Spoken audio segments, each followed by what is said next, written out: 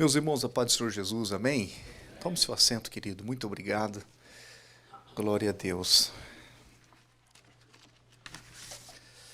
Queridos, nós estamos dando sequência a um assunto missionário que faz parte do nosso currículo doutrinário e, por orientação do nosso pastor, ele nos incumbiu essa tamanha responsabilidade de estar aqui com os irmãos ministrando a palavra do Senhor. Eu sempre digo que não é uma tarefa fácil pregar perto do pastor Joel, não é isso? Mas ele é o nosso pastor, é o nosso orientador e a gente também se sente confortável porque ele estando aqui pertinho de nós, nós somos também orientados por ele. Deus abençoe, pastor, obrigado pela confiança. E nós estávamos com saudade do Senhor, mesmo sabendo que o Senhor estava trabalhando para o reino, não é isso, para a obra do Senhor, mas a Mabel, o pastor Joel, são pessoas que realmente, irmãos, são especiais para nós, né? Não só para mim, mas para toda a igreja, todos os obreiros. Queridos, o tema de hoje é o desejo missionário, o desafio de ir. É um tema, isso, muito sugestivo, muito atual, muito prático, né? É um tema muito prático. E não diferente do último culto que nós tivemos aqui, formou o Márcio, que pregou, o presbítero Márcio, não é isso? Que explanou o assunto aqui e foi de suma importância, né, para nós. E domingo, o pastor Luciano, José Luciano, ministrou sobre Paulo, também uma palavra muito edificante. E os assuntos vão se complementando. Se os irmãos vai perceber que os assuntos vão se complementando, não é isso? E Deus vai falando conosco aquilo que Ele quer falar conosco. Glória a Deus. Então a base, queridos, é Atos, no nosso currículo doutrinário, aí do material, do boletim, Atos capítulo 20, essa é a base bíblica, versículo 24. Diz assim: mas de nada faço questão, nem tenho a minha vida por preciosa, contando que cumpra com alegria a minha carreira e o ministério que recebi do Senhor Jesus, para dar testemunho do Evangelho da graça de Deus. Que versículo maravilhoso. Eu quero louvar a Deus pela vida do pastor que escreveu, não é isso, pastor Marcos Krebs, né, ali de Columbus, Ohio, é isso mesmo, né? Nosso companheiro escreveu o material, é isso, que Deus abençoe. E aqui nós percebemos na introdução que ele diz o seguinte: sem dúvida nenhuma, quando o assunto é missão, com exceção do Senhor Jesus Cristo, o apóstolo Paulo, com sua biografia, tem muito a nos ensinar sobre a obra missionária, né? Tanto sobre o que significa missões, quanto ao desejo missionário. E também sobre os desafios de ir e executar a missão proposta. Então, nós temos aí o ministério de Jesus, que quando a gente olha para o ministério terreno de Jesus, a gente vê Jesus um verdadeiro missionário, né? Que executou tarefas missionárias. Mas, além de Jesus, o apóstolo Paulo também foi um exímio missionário, um verdadeiro plantador de igrejas. A gente começa a ler ali as obras paulinas, a gente vai vendo como foi magnífico o trabalho de Paulo na área gentílica, né, para com os gentios. E a gente vai ver isso no decorrer aqui do assunto, né? No estudo anterior, vimos que ele possuía uma convicção muito grande sobre a tarefa que deveria desempenhar. Após seu chamado após seu chamado pelo próprio Senhor Jesus, no caminho de Damasco, sua pergunta foi, Atos capítulo 9, versículo 6, os irmãos vão ver ali, que naquele momento que versículo 6, né, naquele momento em que Paulo, ele ainda Saulo, né, aqui, não que o seu nome seja mudado, mas é uma expressão ali do momento, se é romano, uma expressão romana ou uma expressão ali do grego, né? Os irmãos vão ver que até depois de convertido, em algum momento a Bíblia fala o nome de Paulo como Saulo, né?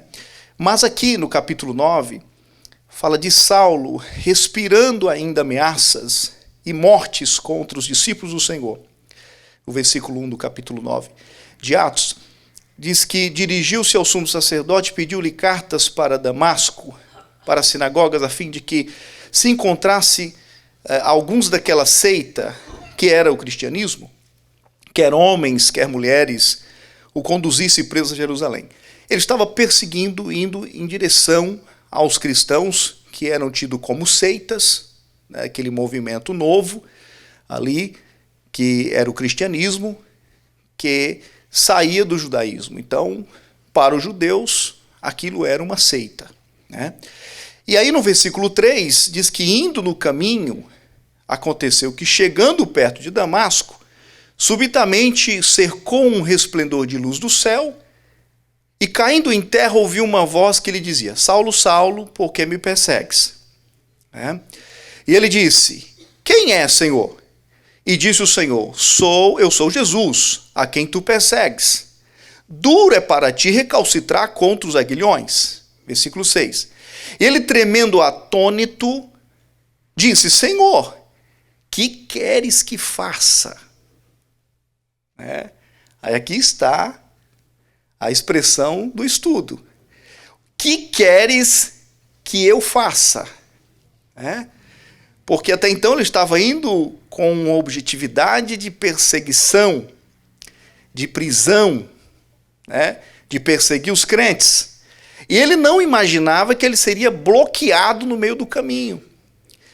E esse mesmo que estava indo para perseguir, agora se coloca à disposição do Senhor e diz: o que quer que eu faça? Olha que magnífico essa disponibilidade paulina de pronto, né? Já de ali, naquele contexto que ele estava, ele se colocar na condição de enviado. Muito bom essa abordagem. Em Atos temos a continuação com a seguinte afirmação. Em Atos 20, versículo 24, diz: mas em nada eu tenho a minha vida por preciosa, contando que cumpra com alegria a minha carreira e o ministério que recebi do Senhor Jesus Cristo. Então, ele está aqui ciente de algumas observações. Paulo descobriu o que fazer, onde fazer e para quem fazer. Estava fazendo, e ao escrever para seu filho Timóteo, no final de sua jornada, concluiu, 2 Timóteo 4, versículos 7 e 8. Aquele texto bem conhecido, eu me lembro desse texto aqui, quando o meu irmão faleceu. Ele tinha 22 anos. E aí ele foi nadar, e ele sabia nadar muito bem. E aí ele perdeu a vida lá naquela lagoa, ali uma lagoa muito tranquila, água tranquila, lagoa pequena da nossa cidade ali no interior de São Paulo. Ele foi nadar e lá ficou. Até hoje a gente se conforma, né, irmãos, com a perca, mas não foi fácil, né? Mas a gente confiou no Senhor. Na época foi muito difícil para nós, eu tinha 20 anos, ele tinha 22, e aí ele faleceu, tal, e aí passamos aquele vento, aquela luta. Minha mãe sofreu muito com aquela morte, todos nós, né? E aí, depois que enterrou ele, que foi fazer ali o túmulo, a minha mãe procurou um versículo bíblico para colocar no túmulo. E aí ela chegou nesse texto aqui, mandou fazer uma placa que tinha a foto do meu irmão, e ali tinha esse versículo: combati o bom combate, acabei a carreira e guardei a fé. Então, isso me lembra, minha mente vai muito longe quando eu leio esse texto.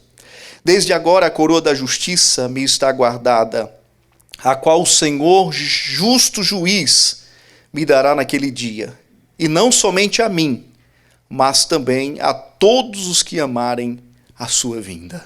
Maranata, meus irmãos.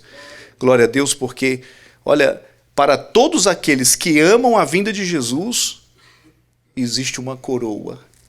A coroa da justiça, Paulo está dizendo, que será entregue no tribunal de Cristo, será entregue para todos aqueles que desejam a volta do Senhor Jesus Cristo. Deus nos dará, durante o período desses estudos sobre missões, a oportunidade de aprendermos mais sobre esse importante tema. E também despertar a igreja sobre a tarefa urgente da proclamação do Evangelho. E fará isso, primeiro, grife isso aí, chamando. Segundo, vocacionando. Terceiro, enviando. E quarto, e nesse quarto tem 2 itens, levantando intercessores e mantenedores da obra do Senhor. Você pode grifar isso porque isso é importante. Essa urgência missionária, esse despertar da igreja, né, se dará através da proclamação do Evangelho, executando primeiro o chamado, a vocação, o envio e o levantamento de intercessores e mantenedores da obra do Senhor. Isso é importante nós observarmos que Deus nos chama. Ele chama nós para uma missão. Vocaciona o tal para a missão. Ele envia o mesmo, porque ele é o Senhor missionário, né?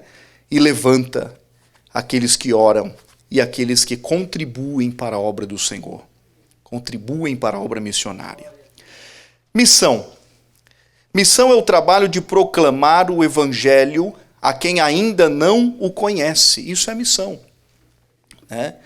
Proclamar o Evangelho a quem ainda não conhece, né? Então a pessoa não conhece o Evangelho de Cristo. Então, ela, quando ouve a mensagem do Evangelho, essa pessoa está sendo ali vítima, entre aspas, da mensagem do Evangelho. Está recebendo a mensagem do Evangelho. Isso é missão, está recebendo o efeito de fazer ou de alguém que faz missão. Para os irmãos terem noção, eu coloquei aqui alguma coisa para corroborar. A palavra missionário vem de missio, que significa enviado para um propósito. Isso é a palavra missionário. No contexto de guerra, por exemplo, os irmãos já ouviram muito falar essa palavra míssil. Um míssil, né? Soltou um míssil. A gente ouviu muito agora no contexto de guerra entre Ucrânia e Rússia. Foi solto um míssil em tal lugar e tal. Então, no contexto de guerra, um míssil é enviado em lugar de uma tropa de soldados para atingir um local.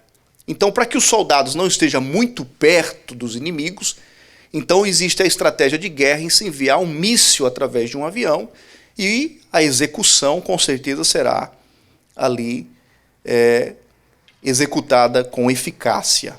Dessa forma, um missionário é uma bomba enviada no campo de batalha. Então, do mesmo modo que o míssil chega, né, e causa um impacto aonde cai, aonde o missionário chega, há um impacto naquele lugar. Seja na vila, seja na cidade, seja no estado, seja no país, seja no continente. Ali existe uma bomba. E essa bomba não é destruidora. Essa bomba é a bomba de um proclamador do evangelho do reino que desfaz todas as artimanhas do diabo. Ele está com uma palavra, ele está com uma semente na mão, poderosa, capaz de transformar a vida de um homem e levá-lo para uma eternidade com Deus. Irmãos, isso é tremendo, né? E Paulo vai dizer algo para Timóteo, em 2 Timóteo capítulo 4, versículo 5, ele diz: tu, porém, ele dá algumas dicas, e no final do texto ele diz: faze a obra de um evangelista. E ele prossegue para fechar o texto: cumpre o teu ministério. Meu irmão, Quando a gente entende isso aqui, a gente fala, rapaz, então quer dizer que missionário tem esse impacto, missionário causa esse impacto, mas não é o missionário em si, mas é a mensagem que o missionário leva. Não foi isso que aconteceu com a mulher samaritana? Né? Ela levou a mensagem para dentro da cidade e o impacto foi real, logo as pessoas estavam vindo atrás de Jesus querendo ouvi-lo. Né? Então, missão é o trabalho de proclamar o evangelho a quem ainda não o conhece. Uma missão tem um objetivo: enviar alguém para cumprir um propósito. Todo crente deve ter espírito missionário.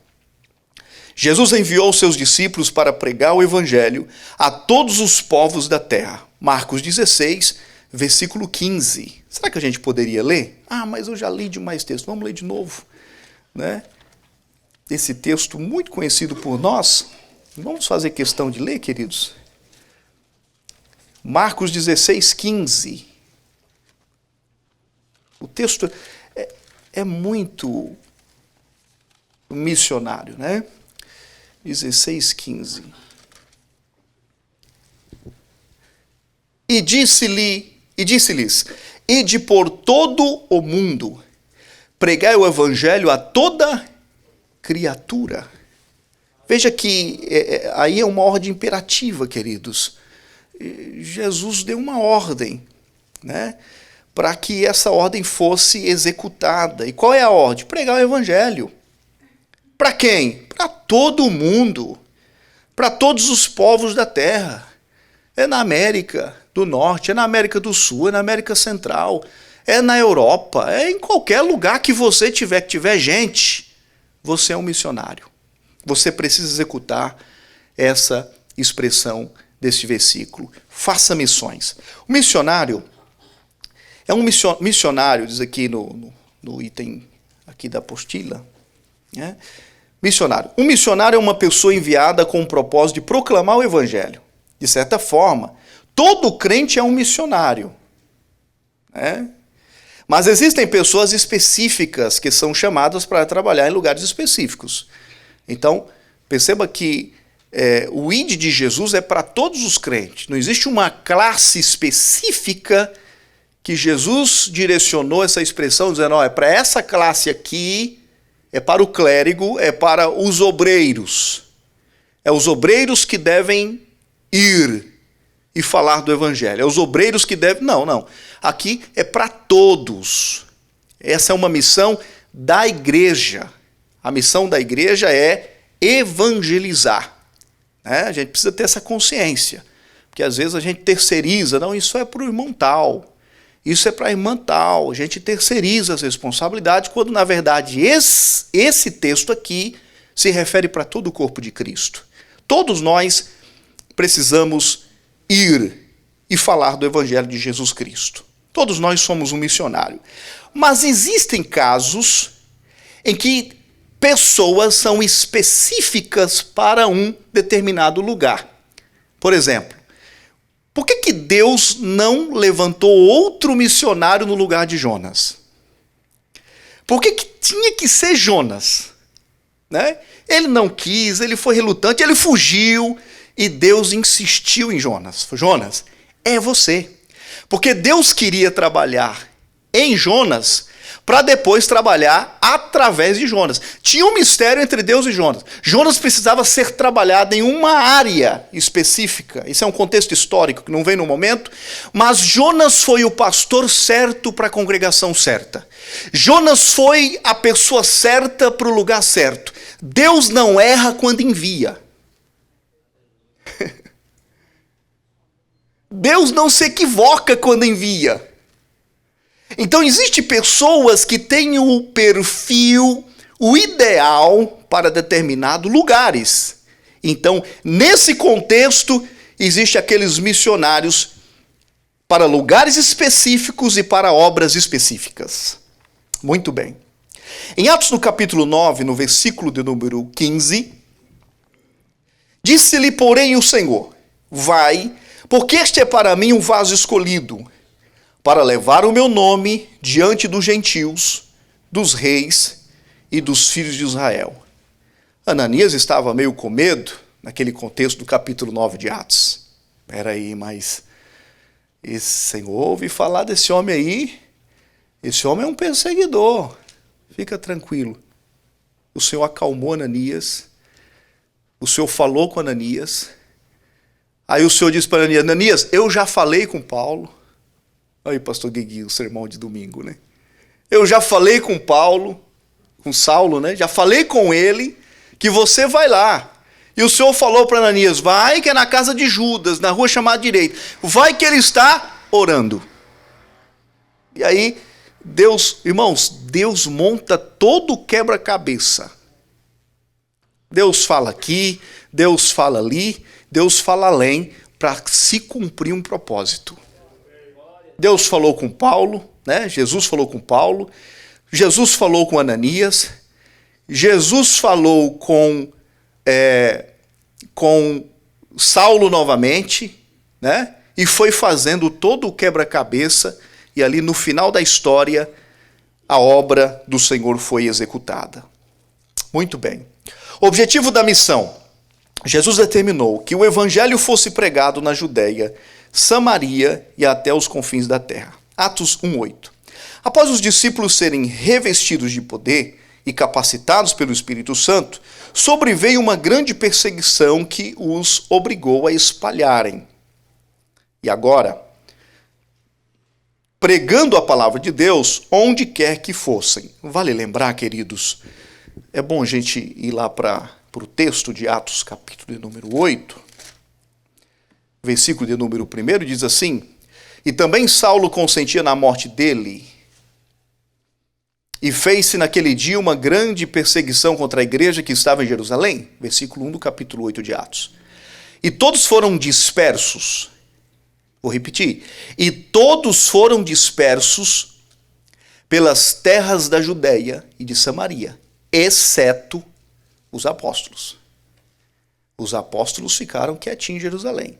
Mas o povo se dispersou. E nessa dispersão do povo, olha o versículo 4. Mas os que andavam dispersos iam por toda parte, fazendo o quê?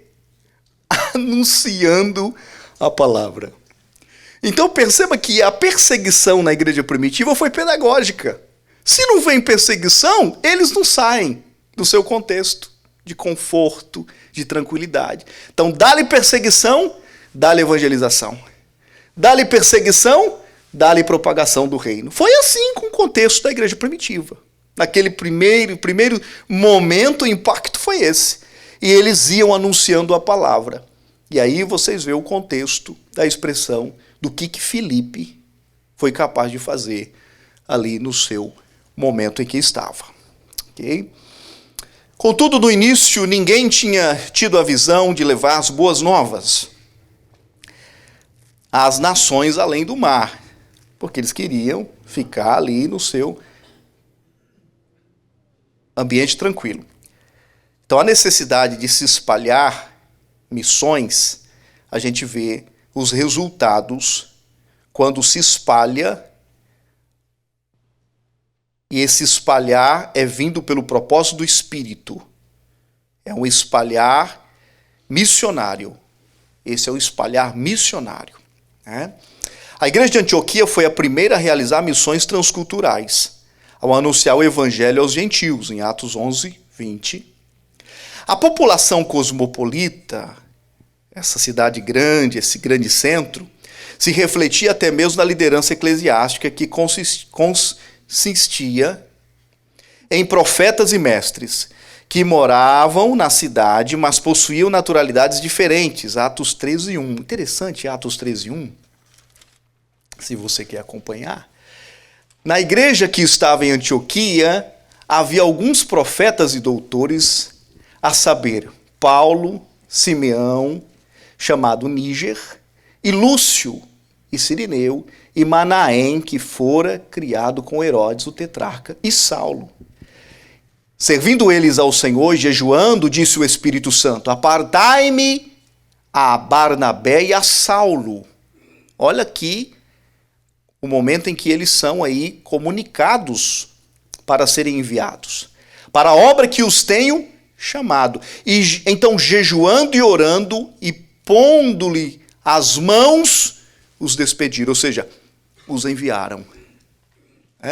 Então, foram dois desafios aqui. Um desafio para a igreja de Antioquia enviar missionários, embora fizeram isso com muito amor, mas não deixa de ser um desafio para quem envia, não é verdade? E também um desafio para quem é enviado. Né?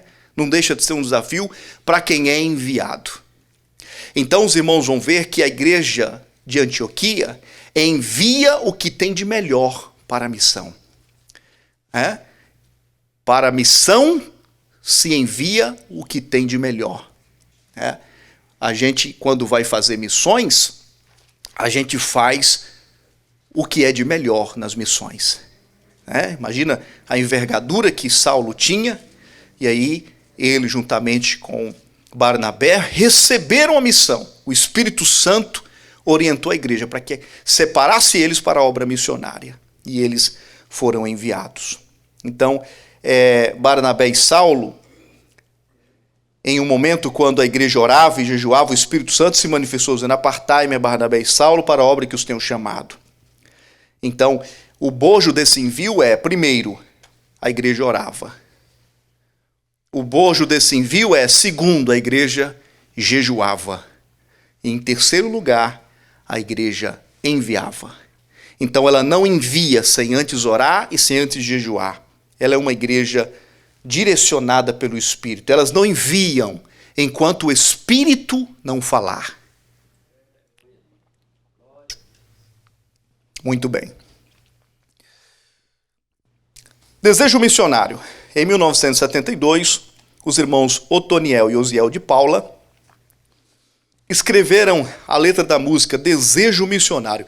Eu até achei, quando eu estava aqui estudando o estudo, pastor Joel, que foi a Mara Lima que escreveu. Porque a Mara Lima tem um louvor, ela gravou um louvor sobre o desejo missionário. Mas quem escreveu de fato aqui, segundo o pastor Krebs, ele escreveu aqui, foi Otoniel e Osiel de Paula. Então, para mim, foi uma descoberta.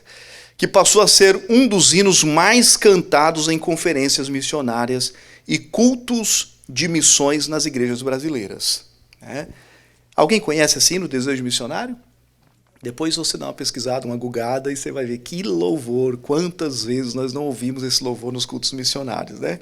Sua letra fala de um anelo na alma, um fogo ardente dentro do coração. Porém, a palavra quisera é que me chamou a atenção, pois fala de um desejo pronto, imediato, de atender o coração naquilo que se está sentindo, ou seja, tem quase mortos, gente sem conhecimento de Deus e da salvação. Eu irei, Senhor, aonde me mandares. E aí, lembra de Isaías, ao ouvir a necessidade de alguém para ir? Ele se pronuncia e diz, Isaías 6:8, parte B, eis-me aqui, envia-me a mim. Irmãos, a gente quando estuda assunto missionário, a gente entende que o nosso propósito de fé aqui da nossa igreja, que fala a responsabilidade é minha, está aqui. Porque o texto poderia muito bem dizer, quando se perguntasse, a quem enviarei e quem há de ir por nós? Aí é muito fácil a gente falar assim, eis-me aqui, envia meu irmão. Envia meu irmão, mas nada de se responsabilizar com o envio. Queridos, ser enviado, como eu disse a vocês, é um desafio para quem envia os missionários e é um desafio para quem também é enviado. Não deixa de ser um desafio, mas a responsabilidade é minha. Muito bem. Então, Charles Spurgeon, isso faz parte da expressão do último estudo, e o seguinte, ele dizia uma frase, todo cristão ou é um missionário ou é um impostor. Então, muito bem. Missão se faz, pastor José Wellington Bezerra da Costa, nosso pastor, Ele diz o seguinte: missão se faz, o pastor Joel sempre usa essa expressão aqui também, com os olhos molhados, coração quebrantado e joelhos dobrados. Que Deus possa falar aos nossos corações. Muitas pessoas perguntam como nasce um chamado. Como é possível saber se ela é ou não vocacionada? Ou mesmo, que tipo de experiência é preciso ter para descobrir a vocação e o sentido da vida aqui na Terra? Ele está chamando e o profeta responde: eis-me aqui. Só podemos descobrir como nasce um chamado quando desenvolvemos sensibilidade suficiente, quando o nosso relacionamento com Deus é próximo. Você nunca vai descobrir qual é o seu chamado distante do Senhor. Isso é uma relação entre você e Deus, Deus e você e Deus. Uma aproximação. A Bíblia é muito clara. Chegai-vos a Deus. Qual é o resultado? Da ação e reação. Chegai-vos a Deus, Deus chegará a vós. Relacionamento, né? Troca de diálogo, troca de contatos, relacionamento. E isso vai fazendo você, né, detectar qual é o seu chamado. Deus vai revelando a você qual é o seu chamado. Né?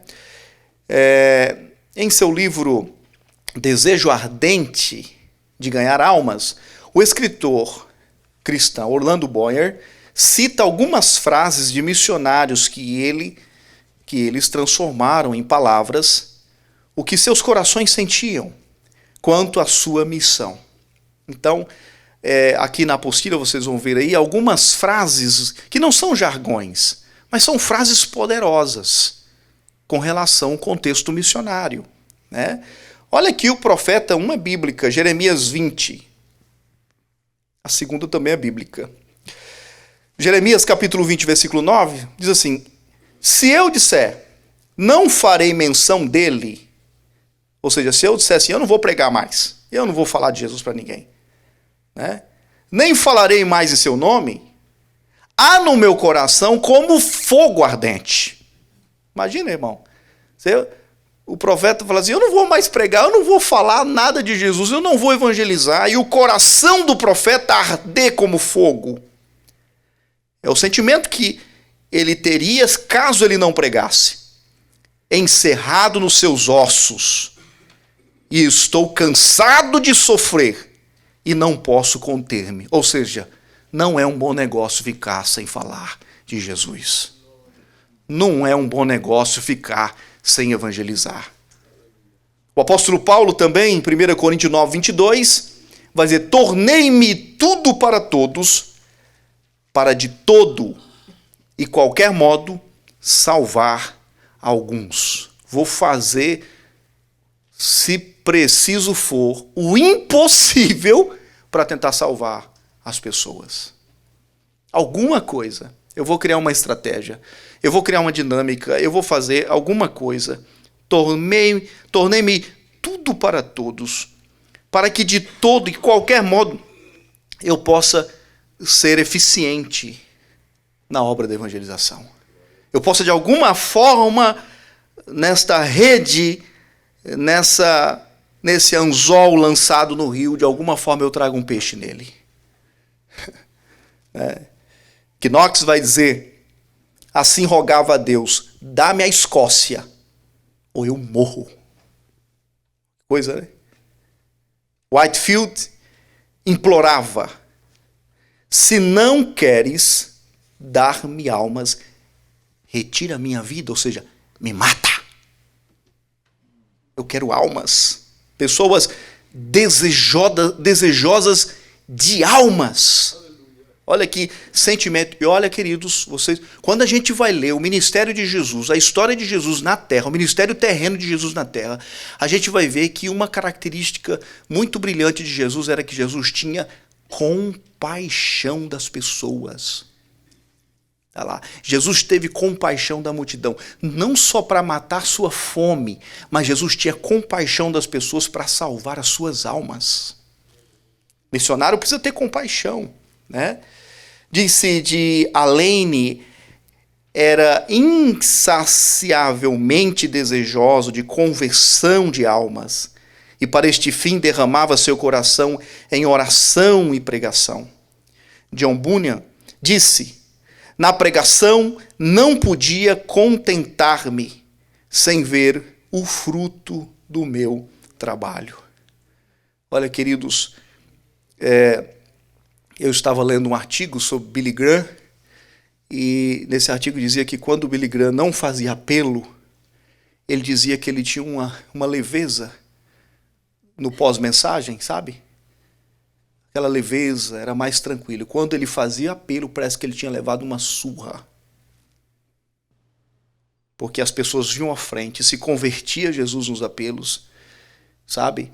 Tinha transformação de vida, as pessoas se aproximavam de Deus, tinha o seu nome escrito no livro da vida, né? Tinha relacionamento com Deus, faziam aliança com o Senhor, e o impacto na vida do mensageiro era profundo, era tremendo, a ponto dele sentir isso, né? Essa guerra espiritual. Muito bem. John Bunyan dizia o seguinte: na pregação não podia contentar-me sem ver o fruto do meu trabalho. Mateus Henry diz o seguinte: sinto maior gozo em ganhar uma alma para Cristo do que em ganhar montanhas de ouro e de prata para mim mesmo. Moody dizia: usa-me então, meu Salvador, para qualquer alvo e em qualquer maneira que precisares. Aqui está meu pobre coração, uma vasilha vazia, enche-me da tua graça. Né?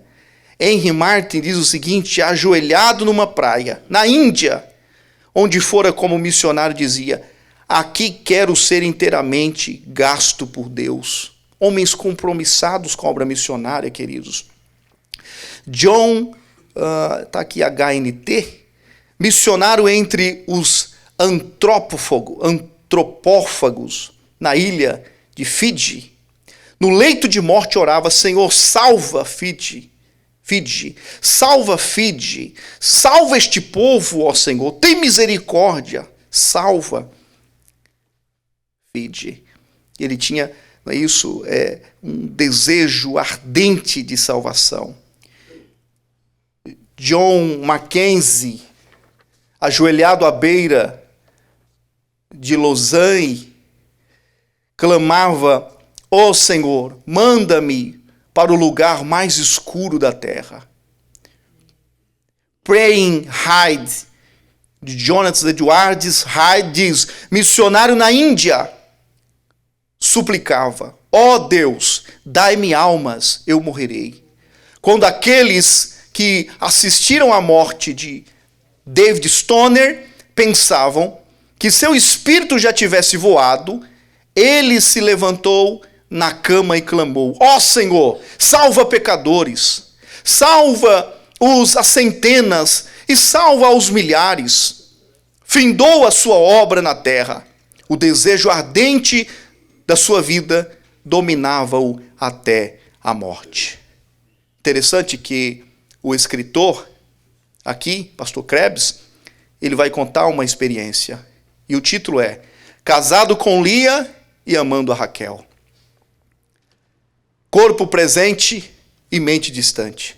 Uma vez eu disse essa frase ao nosso pastor Joel, quando ele nos enviou a uma determinada cidade em um país, porém o nosso coração desejava estar em outra cidade, em um outro país e povo. Obedeci e fui, mas até mesmo amo aquele país e povo. Hoje, escrevendo esse estudo, quando ele escreveu, me deparei com o coração do apóstolo Paulo escrevendo aos Romanos, no capítulo 9, no versículo 1 ao versículo 13, que diz assim: diga a verdade em Cristo, não minto, e a minha consciência confirma isso por meio do Espírito Santo.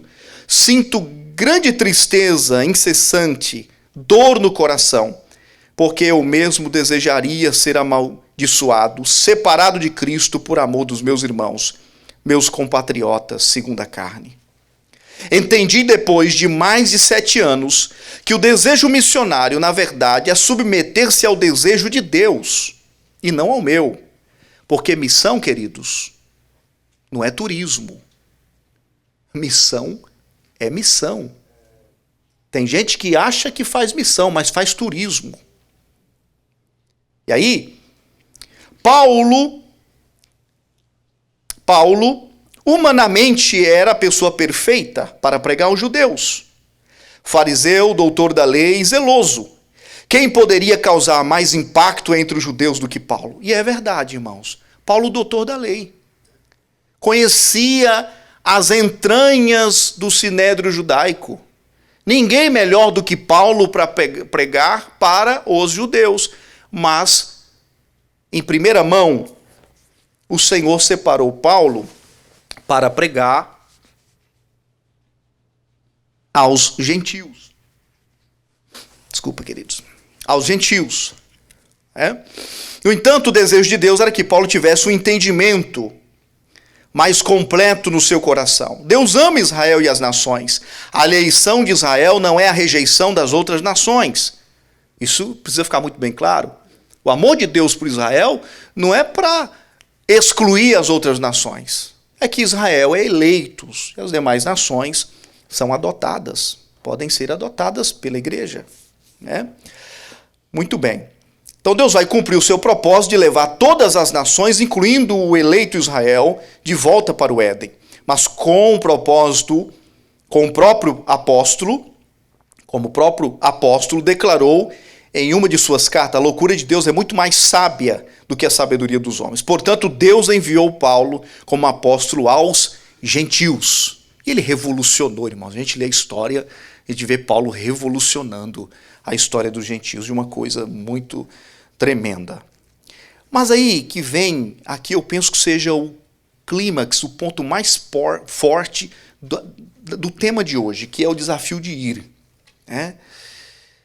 Deixar a família, amigos, porque você pode ter perguntado, mas qual é o desafio de quem é enviado? Está aqui, deixar a família, amigos e vida profissional para atender o chamado missionário não é uma tarefa fácil. Mesmo diante da dor da separação, o missionário deixa tudo para levar a palavra de Deus. Quem tem um chamado de Deus tem que entender que não existe cordão umbilical para nada a não ser com o Senhor. Ah, mas minha mãezinha tá velhinha. Aqui é a minha terrinha. Aqui é a minha Ur dos Caldeus. Foi aqui que eu nasci. Aqui que eu tenho os meus amigos. Aqui eu tenho churrasco todo fim de semana. Aqui eu dou um grito, eu sou socorrido e tal. E aí vem o chamado, mas será renúncia. Quem é enviado precisa ter a consciência de que não existe um verdadeiro chamado sem renúncia. E aí, deixando tudo, você vê Lucas capítulo 5, versículo 1 a 11, lá no finalzinho da expressão, de quando Jesus encontrou com Pedro, Pedro ficou todo feliz da pesca que fez, falou, agora eu pago as minhas contas, porque tinha trabalhado a noite inteira, não tinha pegado nada, tinha bill para pagar, e a preocupação, agora complicou, tal, e de repente do nada aparece o Senhor, vamos ali, espera, deixa eu pregar aqui, me presta seu barco, e aí vai, pega o barco emprestado, eles estão lavando as redes, Jesus prega no barco de Pedro, depois Jesus chama os discípulos, que ainda não eram discípulos, e chama eles para dentro do barco, eles entram para dentro do barco, vão para a parte mais funda do lago. Jesus fala assim, lança a rede aqui. A hora que eles tinham trabalhado a noite toda, ok, sob a sua palavra eu vou lançar a rede. Lançou a rede, não deram conta de tirar a rede, tiveram que pedir ajuda dos outros pescadores que estavam nos outros barcos, e aí conseguiram tirar toda aquela renda, aquela coisa frutífera, linda, maravilhosa. Pedro deve ter pensado, pronto, agora eu pago as minhas contas, com esse peixe aí eu vendo, pago as minhas contas, pago o funcionário, vou ter um saldo assim, papo, agora pronto, já descobri a fonte aqui, acho que é aqui que dá muito peixe mesmo, eu tenho sido descuidado, não tenho jogado a rede aqui, é aqui, agora eu descobri, pronto, tá tudo certo, agora eu fiquei milionário. Aí quando saiu lá na beira da água, Jesus falou assim, Pedro, hoje é seu último dia de trabalho. Pedro todo empolgado, né? Não, meu negócio é a minha empresa. Pedro, eu te chamei, não foi para ser empresário. Tá vendo aquele monte de barco ali? Aqueles ali, todos têm a minha bênção para ser empresário. Mas você foi empresário até hoje. A partir de hoje, você não mais será pescadores de peixes, mas será pescadores de homens. Pronto. Mudou a vida de Pedro. Né? E sabe o que Pedro fez? Não, Senhor, o que é isso? Não. A Bíblia diz que Pedro, no capítulo 5 de Lucas, do versículo 1 ao 11, depois você lê isso em casa com o tempo, deixou tudo e seguiu. E aí a gente vê as obras de Pedro. Nossa, como que Pedro pregou em Atos 2. Quase 3.000 almas aceitou Jesus numa única tacada. Nós pregamos 3.000 sermões e não ganhamos uma alma. O cara pregou um sermão e ganhou 3.000 almas. As obras de Pedro foi fantástica. O ministério, a sombra dele curava. Né? E no final da vida decidiu morrer de cabeça para baixo, porque sentia que não era digno de morrer do mesmo modo que Cristo. Como pode isso? Quer ser como Pedro? Renúncia. Tem que deixar o barco. Tem que deixar as coisas para trás. Né?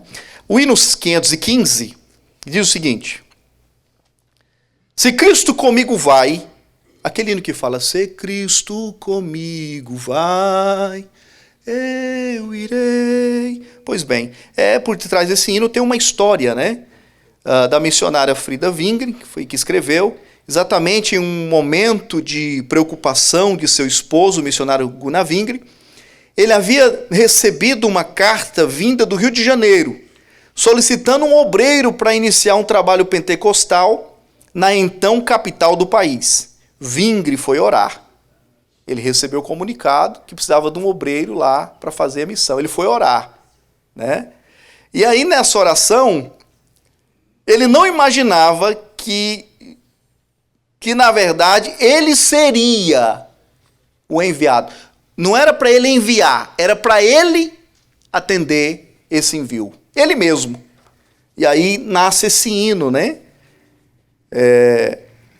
Eles precisavam de um obreiro, mas que ele mesmo e sua família deveriam ir. Era um desafio gigante para o ano de 1923.